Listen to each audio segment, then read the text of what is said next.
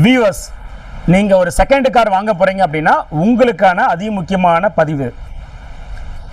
எதுக்காக இதை சொல்கிறோம் அப்படின்னா, செகண்ட் காருங்கிறது ஜஸ்ட்டு ஒரு வாகனம் கிடையாது, ஒரு வெஹிக்கிள் கிடையாது. ஒரு கமர்ஷியல் வெஹிக்கிள் அப்படின்னா அதில் பெரிய பாதிப்பு இருக்காது, ஒன்லி வந்து ஒரு பண இழப்பு மட்டும் தான் இருக்கும். ஆனால் ஒரு கார் வாங்குறதுல தவறு பண்ணீங்க அப்படின்னா அது பண இழப்பு மட்டும் இல்லை, அது உங்களோட ஃபேமிலியை மிகப்பெரிய பாதிப்பு ஏற்படுத்தும். உங்களையும் உங்களோட ஃபேமிலி மெம்பர்ஸையும் ரொம்பவே அது வந்து பார்த்தீங்கன்னா டிஸ்டர்ப் பண்ணிடும். ரெண்டாவது, இந்த ப்ராப்ளம்ஸ் உடனே வர சால்வ் ஆகாது, வருஷ கணக்கில் எடுத்துகிட்டு இருக்கும். இதில் பணத்தை செலவழிச்சிட்டே இருப்பீங்க, மன உளைச்சல் அதிகமாகிட்டு இருக்கும், வண்டி எங்கேயோ பாதி நிற்கும். இதனால் குடும்ப மெம்பர்ஸ்க்கு இடையில் வந்து பார்த்தீங்கன்னா நிறைய சலசலப்பு வரும். ஸோ நான் என்ன அட்ரஸ் பண்ண விரும்புகிறேன்னா, நீங்கள் கார் வாங்க போகிறீங்கன்னா தயவுசெய்து ஃபஸ்ட்டு உங்களுக்கு கார் வேணுமா அப்படிங்கிறத முதல்ல வந்து பார்த்தீங்கன்னா என்ஷூர் பண்ணிங்க. சரியா? கார் வேணும் அப்படின்னா புது கார் வாங்க முடியும்னா புது காரை வாங்கிக்கங்க. வாங்க முடியாதவங்க செகண்ட் கார் வாங்குறீங்கன்னா ஒரு ப்ரொஃபஷனல் இல்லை, 2 ப்ரொஃபஷனல் கூட அழைச்சிட்டு போயிட்டு தரவாக காரை செக் பண்ணி பார்த்து வாங்குங்க. ஓகே, இந்த காரை பற்றின ஒரு இன்ஃபர்மேஷன் உங்களுக்கு அவேர்னஸாக இருக்கணுன்றதுக்காக தான் இந்த வீடியோ நம்ம போடுறோம். இந்த காரை வந்து பார்த்தீங்கன்னா கொஞ்சம் ரேட்டு கம்மியில் வாங்கியிருக்காங்க. ஒரு மெக்கானிக் அழைச்சிட்டு போயிட்டு தான் வாங்கியிருக்காங்க. அந்த மெக்கானிக் என்ன சொல்லியிருக்காருன்னா, புகை தள்ளுது, அது ஒன்றும் பிரச்சனை இல்லை, சிம்பிளாக சால்வ் பண்ணிக்கலாம், ரேட்டு ரொம்ப கம்மியாக வருது, வாங்கிக்கன்னு சொல்லியிருக்காங்க. இந்த கார் ஓனருமே இந்த காரை வாங்கிட்டார். சரியா? இப்போ நீங்கள் கேட்கலாம், சார் அவரு ஒரு மெக்கானிக் ஆக்சிடென்ட் தான் வாங்கினாரு, இப்போ வேறு என்ன அதுக்கப்புறம் அது தாண்டி வந்து பார்த்தீங்கன்னா இந்த கார் வாங்கும்போது பண்ணணும் அப்படின்னா, நான் சொன்னது ப்ரொஃபஷனல் பீப்புள் அழைச்சிட்டு போய் வாங்கணும்னு சொன்னேன். சரியா? அந்த ப்ரொஃபஷனல் அப்படிங்கிற வார்த்தையில் நிறைய விஷயங்கள் அடங்கியிருக்கு. நான் அது தாண்டி வேறு எதுவும் சொல்ல விரும்பல. சரியா? ஸோ இவரை வந்து ஒரு அன்ப்ரொஃபஷனல் பீப்புள் அழைச்சிட்டு போய் வாங்கி போயிருக்காருன்னு மட்டும் நமக்கு இதுலேருந்து நல்லா தெரியுது. இப்போ நான் சொல்லக்கூடிய விஷயத்தை நீங்களும் புரிஞ்சுப்பீங்க. சரியா? இந்த வண்டியில் நம்மக்கிட்ட இந்த வண்டி எதுக்காக கொண்டு வந்தார்? ஆக்சுவலி இவர் நம்மக்கிட்ட இங்கே இந்த கார் வரதுக்கு முன்னாடி ஃபோன் பண்ணியிருந்தார். என்ன ஃபோன் பண்ணியிருந்தேன்னா, சார் வண்டியில் ஸ்மோக் இருக்குது, வண்டி வாங்கும் போது அந்த ஸ்மோக் இருந்துச்சு, ஆனால் என்னோடய மெக்கானிக்கை சரி பண்ணி தரேன்னு சொல்லியிருந்தார். ஆனால் இப்போ அந்த மெக்கானிக் என்ன பண்ணான்னா வேறு ஒரு ஒர்க் ஷாப் எடுத்து போய் விடுறாரு. அங்கே எனக்கு சரியான வந்து ஒரு கிளாரிட்டி கிடைக்க மாட்டேங்குது, அதனால் நான் வந்து உங்ககிட்ட கொண்டு வரட்டுமான்னாரு. சரி சார் கொண்டு வாங்கன்னு சொன்னேன். அவர் கொண்டு வர வச்ச நம்ம ஒர்க் ஷாப் வர்றதுக்கு ஒரு கிலோமீட்டர் 1.5 கிலோமீட்டருக்கு முன்னாடியே இந்த வண்டி வந்து பார்த்தீங்கன்னா மூவே ஆகாத அளவுக்கு ஆகிடுச்சு. Problem smoke. ஆனால் இப்போ வண்டி வீலே சுற்றலை அப்படின்ற கண்டிஷன் வந்துருச்சு. எனக்கு கால் பண்ணப்போ, சார் நீங்கள் வந்து ஜஸ்ட் டேயில் ட்ரை பண்ணி நீங்கள் ஏதாச்சும் ரெக்கவரி வேனில் வந்துருங்க அப்படின்னு அவர் வண்டியை ரெக்கவரி வேன் பண்ணி எடுத்துட்டார். இந்த வண்டி சுத்தமாக மூவே ஆகலை. இந்த வீடியோ கிளிப்லேயே நான் என்னோட பழசு எதாவது எடுத்துருந்தேன் அப்படின்னா நான் அதையும் கூடவே உங்களுக்கு ஸ்க்ரீனில் காமிக்கிறேன். ஸோ உங்களுக்கு தெரியும் என்ன அந்த பிரச்சனை, ஏன் வீலே மூவ் ஆகலை அப்படிங்கிறதுக்கு. அந்த வீல் மூவ் ஆகாத காரணத்தை நான் இப்போ சொல்கிறேன் உங்களுக்கு. அந்த பெட்டு கொடுங்க தம்பி. இப்போ இந்த ஆன் த வேலையே வந்து பார்த்தீங்கன்னா வீல் மூவ் ஆகலன்னு சொன்னோம் இல்லையா, அதில் என்ன நடந்திருக்குன்னா இந்த போல்ட் வந்து ஷேர் ஆகிருக்கு. ஷேர் ஆனதுனால இந்த complete engine and gear box இது எல்லாமே வந்து பார்த்தீங்கன்னா உங்களுக்கு டிஸ்டர்ப் ஆகிட்டு கடைசியாக அந்த டிரைவ் ஷாஃப்ட் LHRH இருக்குமா, அது வந்து பார்த்தீங்கன்னா உங்களுக்கு வந்து பார்த்தீங்கன்னா பாப்லிங் ஒரு மாதிரி வந்து டிஸ்டர்ப் ஆகிடுச்சு. அதனால் என்ன ஆச்சுன்னா உங்களுக்கு வீல் ரொட்டேஷனில் ப்ராப்ளம் வந்தது. கடைசியாக என்ன பண்ணோம், 2 டிரைவ் ஷாஃப்ட்டையுமே கம்ப்ளீட்டாக மாற்றிட்டோம், இதையும் சேர்த்து மாற்றிட்டோம். சரிங்களா? இது மாதிரி செகண்ட்ஸ் வாங்கும் போது வந்து இப்போ இதெல்லாம் நம்ம போய் பார்த்து வாங்க முடியாது, இந்த ஃபிசிக்கலாக ஒவ்வொரு பார்ட்டும் சரியாக இருக்கான்னு. ஆனால் டிரைவிங் பண்ணி தான் வாங்கணும். இந்த டிரைவ் பண்ணும்போது இந்த ஏதாவது சின்னதாக ப்ராப்ளம் இருந்திருக்கும், ஆனால் இவங்க இதை இக்னோர் பண்ணியிருப்பாங்க, ஏன்னா ரேட் கம்மியாக வந்திருக்குன்னு சொல்லிட்டு. சரி, இப்போ இந்த ப்ராப்ளத்தோடு இது முடிஞ்சிச்சா அப்படின்னு பார்த்தீங்கன்னா இல்லை.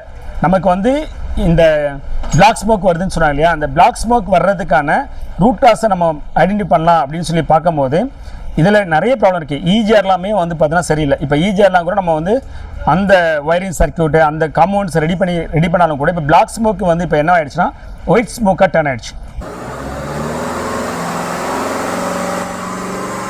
அல்டிமேட்டாக இன்னும் பிக்கப் பெருசாக இம்ப்ரூவ் ஆகலை.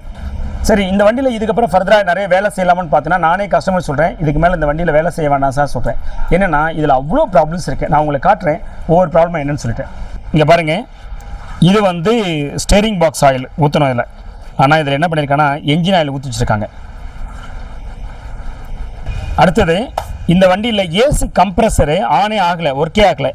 என்னென்னு பார்த்தா இங்கே பாருங்கள், இந்த ஹோஸ்லாம், அதாவது இதுதான் வந்து பார்த்தீங்கன்னா ரெஃப்ரிஜரேட் கேஸ் ஹோஸ், இதெல்லாம் கனெக்டே ஆகலை. அது மட்டும் இல்லை, இங்கே பாருங்கள், இதெல்லாம் ஏசி கம்ப்ரெஸருக்கு வர ஒயரிங் ஹார்னஸு, இதெல்லாம் கனெக்டே பண்ணலை. சரி, இதுதான் இப்படி இருக்குன்னு பார்த்தீங்கன்னா இந்த வண்டியை ஸ்டார்ட் பண்ணால் இதுக்குள்ளே இருந்து ஒயிட் ஸ்மோக்காக வருது. என்ஜின் வீக்காக இருக்கிறதுனாலையோ இல்லாட்டி இன்ஜெக்டர்னாலையுமே வரும். இப்போ வண்டியை ஸ்டார்ட் பண்ணி காட்டுற பாருங்க, புகை வருமுங்க அப்படியே இங்கேருந்து ஃபுல்லாகவே. ஸ்டார்ட் பண்ணுங்க, ஆக்சிலேட் பண்ணுங்க ரஞ்சன். இங்கே பாருங்கள், கேப்சர் ஆகுது ரவி. வண்டி அதே மாதிரி என்ஜினு ஐலிங்கில் ஒரு மாதிரி தட தட தடங்குது பாரு. இது என்ன மீன் பண்ணுன்னா என்ஜின் சரியில்லைங்கிற சொல்ல வருது. இங்கே பாருங்கள், இந்த டிப்ஸ்டிக்கை பாருங்கள், டிப்ஸ்டிக்கில் ஆயில் அடிக்குது. ஏதாச்சும் ஒரு பேப்பர் கொடுங்க தம்பி. பாருங்க, ஆயில் இந்த சைடில் ட்ரான்ஸ்ஃபர் ஆகி தெரிஞ்சு பாருங்க, எவ்வளோ ஆயில் அடிக்குது பாருங்க. ஐலிங்லேயே ஒரு அடிக்குது பாருங்க ஆயில், தெரியுதுங்களா?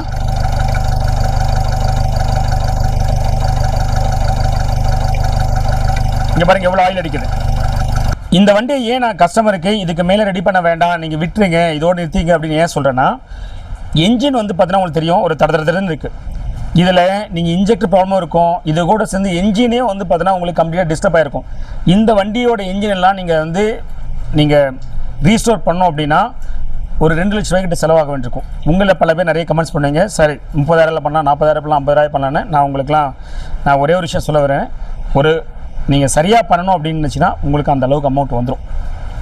நீங்கள் பிக் அண்ட் ப்ளேவாக நீங்கள் வந்து ட்ரையல் எரரில் பண்ணுறது தான் அது உங்களுடைய சாய்ஸு. ஆனால் ரைட் வேல பண்ணால் ஒரு 2 லட்ச ரூபாய்க்கிட்ட வந்துடும். சரிங்களா? இன்னுமே நான் சொல்கிறேன், 2 லட்ச ரூபாய் செலவு பண்ணாலும் கூட ஒரிஜினலாக மேனுஃபேக்சரிங்லேருந்து வருது பார்த்தீங்களா ஒரு என்ஜினே, அது மாதிரி வராது. ஏன்னா அங்கே இருக்கிற மேனுஃபேக்சரிங்கில் வரக்கூடிய இந்த அசம்பிளியில் இருக்கக்கூடிய அந்த பெர்மிட்டேஷன் காம்பினேஷனாக நீங்கள் வெளியில் ஸ்பேர் பார்ட்ஸாக வாங்கி, நான் சொல்ல ஜென்யூன் ஸ்பேர் பார்ட்ஸாக வாங்கி நீங்கள் பில்ட் பண்ணாலும் அந்த ஒரிஜினாலிட்டி ஒருபொழுதும் வராது. சரிங்களா? இதுலேருந்து நீங்கள் பெட்டர்மெண்ட்டாக எடுத்துகிட்டு போகலாம். எவ்வளோ பெட்டர்மெண்ட்டாக எடுத்துகிட்டு போகலாங்கிறது அந்த ப்ராடக்ட் என்னென்ன பார்ட்டு நீங்கள் நிறைய ப்ராடக்ட் வாங்கி நீங்கள் அசம்பிள் பண்ணுறதை பேஸ் பண்ணி இம்ப்ரூவ் ஆக முடியும். But never ever goes to வந்து ஒரிஜினாலிட்டி. சரியா?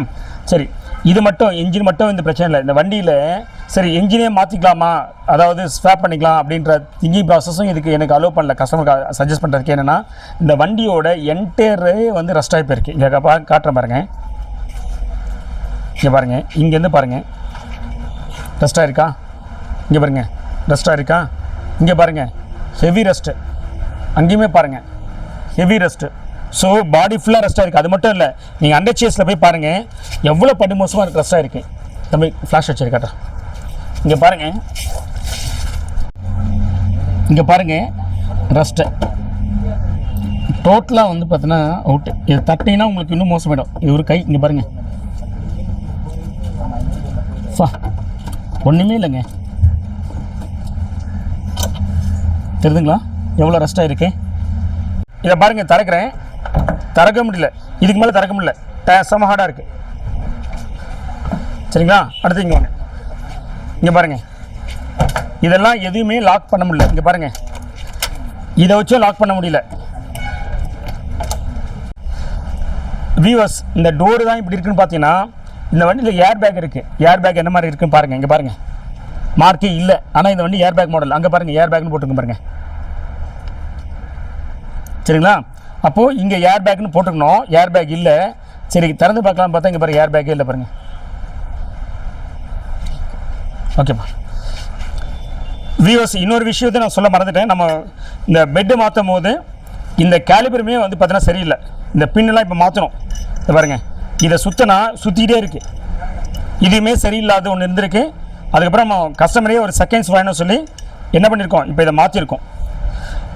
ஸோ உங்களுக்கான இன்ஃபர்மேஷன் என்னன்னு கேட்டிங்கன்னா, ஒரு காரை செகண்ட்ஸை வாங்குறீங்க அப்படின்னா நல்லா தரவாக நீங்கள் ஒரு காரை வாங்குறீங்கன்னா தரவாக ப்ரொஃபஷனல் பீப்புளை ஒருத்தருக்கு மேலே 2 பேரை வச்சு செக் பண்ணி வாங்க, தப்பு இல்லை. இன்னுமே சொல்லப்போனால் நீங்கள் ஒரு 20,000 30,000 இல்லை 1 லட்சம் இல்லை 2 லட்சம் கம்மியாக இருக்குது அப்படின்றது நினச்சி வாங்கிடாதீங்க. நீங்கள் 50,000 கூட கொடுத்து வாங்கினாலும் தப்பு இல்லை. ஏன்னா ஒன் டைம் ஏதோ கொஞ்சம் கூடுதலாக வாங்கிட்டோங்கிற போயிடும், பிரச்சனைலாம் போயிடும். ஆனால் கார் நல்ல காரு, ரேட்டு தான் கொஞ்சம் கூடுதலாக வாங்கிட்டோம் அப்படிங்கிறது ஒன்றும் பாதிப்பு ஏற்படுத்தாது. ஆனால் நீங்கள் ரேட் கம்மியாக வாங்கிட்டு அந்த காரை நீங்கள் ரீஸ்டோரே பண்ண முடியாதுங்கிற நிலமை வந்துருச்சுன்னா என்ன நிலமை வரும் பார்த்துங்க. சரியா? ஹோப் இந்த வீடியோ உங்களுக்கு கிளாரிட்டி கொடுத்துருன்னு நினைக்கிறேன். நம்ம சேனல் இன்னும் நீங்கள் சப்ஸ்கிரைப் பண்ணோம்னா ப்ளீஸ் சப்ஸ்கிரைப். தேங்க்யூ. வீவர்ஸ், இது ஃபோர்டு ஃபிகோ டீசல் வண்டியா சார்? டீசல் வண்டி. இந்த வண்டியை கஸ்டமர் வந்து பார்த்தீங்கன்னா என்ன கம்பெனியாக கொண்டு வந்திருக்காங்கன்னா, வண்டியை மூவ் பண்ணால் டக்கு அப்படிங்கிறாங்க.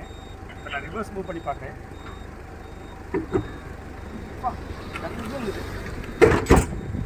இதாக வந்துங்களா சார்? ஒன்றுமே நகர்த்த முடியல. வீவர்ஸ் சுத்தமாக நகர்த்த முடியல. டங் இருக்குது.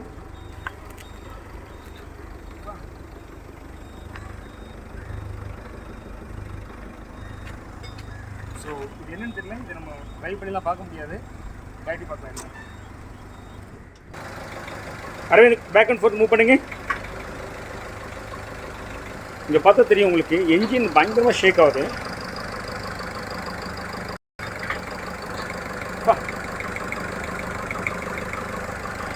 ரொம்ப மோசமாக என்ஜின் ஷேக் ஆகுது.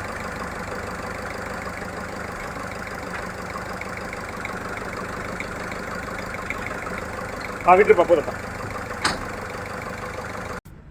இந்த வண்டியோட என்ஜின் பெட்டே வந்து பார்த்தோன்னா போல்ட்டு ப்ரோக்கன் ஆகிருக்கு. இங்கே பாருங்கள், இதுக்குள்ளே இந்த 2 போர்ஷனையும் கனெக்ட் பண்ணுறது ஒரு போல்ட் இருக்கும், அந்த போல்டே கட் ஆகிடுச்சு. கட் ஆகி எங்கேயும் விழுந்துட்டுருக்கு. இந்த சைடில் ட்ரைவ் ஷாட்டுமே டோட்டல் அவுட்டு தெரியுதுங்களா.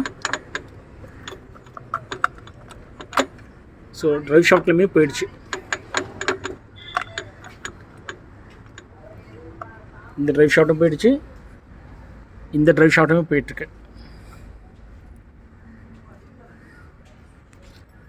இப்போ இந்த வண்டியில் உள்ள ட்ரைவ் ஷாஃப்டில் கழட்டியாச்சு. ட்ரைவ் ஷாஃப்ட்லையுமே நாட் ஓகே கம்ப்ளீட்டாக. இங்கே பாருங்கள், இங்கே பேரிங்கே இல்லை சரிங்களா. இதுவும் பேரிங் இருக்குது, ஆனால் கம்ப்ளீட்டாக போயிடுச்சு. ஸோ இப்போ இந்த ட்ரைவ் ஷாஃப்ட்லாம் மாற்றி தான் ஆகணும்.